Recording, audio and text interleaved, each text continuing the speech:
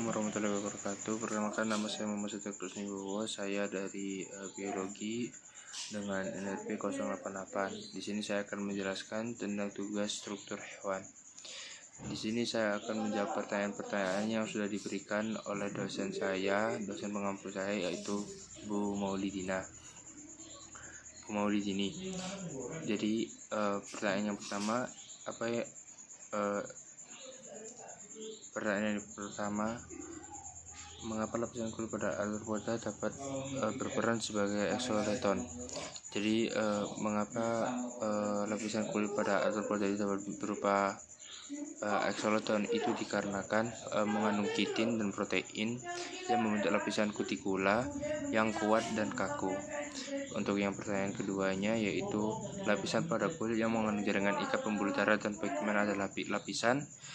Jawabannya adalah lapisan dermis atau corium biasa disebutnya. Terus kemudian yang ketiga, lapisan epidermis pada teleostei berupa lapisan tipis yang licin, merupakan hasil sekresi dari kelenjar apa? Jawabannya adalah dari kelenjar lendir atau sel mukosa. Hasil sekresi kelenjar lendir atau sel mukosa. Terus yang keempat, sisi pada ikan tersusun dari bahan apa? Jadi sisi dari pada ikan itu tersusun dari bahan, yaitu tulang atau derivat dermis yang mengandung kalsium dan dilapisi oleh emel atau enamel atau tendin, bergantung pada jenis sisiknya seperti genoid.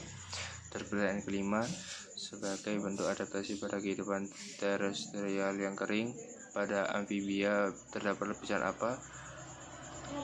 Pada stratum corneum, lapisan meskipun tipis pada amfibi, tapi lapisan ini juga bisa terkeretanisasi untuk membantu mencegah kehilangan air atau evaporasi yang berlebihan.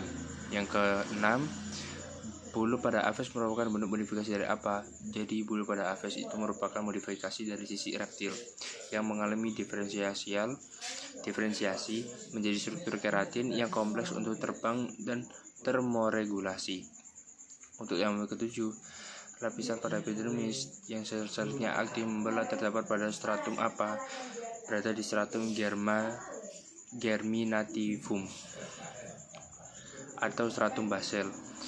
Terus kemudian yang ke-8 adalah sebutkan dan jelaskan fungsi dari beberapa kelenjar yang terdapat pada kulit. Jadi kelenjar itu ada 3 pada kulit, itu ada kelenjar sebasea, kelenjar sodifera, dan kelenjar mamaria. Untuk kelenjar sebasea itu untuk menghasilkan sabum untuk melumasi kulit dan rambut agar tidak kering. Terus yang kedua itu kelenjar sodifera atau keringat, itu berperan sebagai termoregulasi, mendinginkan suhu tubuh dan ekskresi sisa metabolisme. Dan yang terakhir adalah kelenjar mamaria, yang dimana modifikasi kelenjar kulit yang berfungsi memproduksi susu pada mamalia. Ke-9, bedakan antara penyusun sisik pada ikan dengan sisik pada reptilia. Jadi sisik ikan itu berasal dari lapisan dermis dan umumnya bersifat dermal bone. Dan untuk sisik reptil berasal dari lapisan epidermis dan tersusun atas zat tanduk atau keratin. Untuk yang terakhir, folikel rambut tersusun oleh apa? Jadi folikel rambut itu tersusun dari invaginasi epidermis yang masuk ke dalam lapisan dermis, mencakup sel matriks, rambut, selubung akar, dan papilia dermal di bagian dasarnya. Oke, sekian. Wassalamualaikum warahmatullahi wabarakatuh.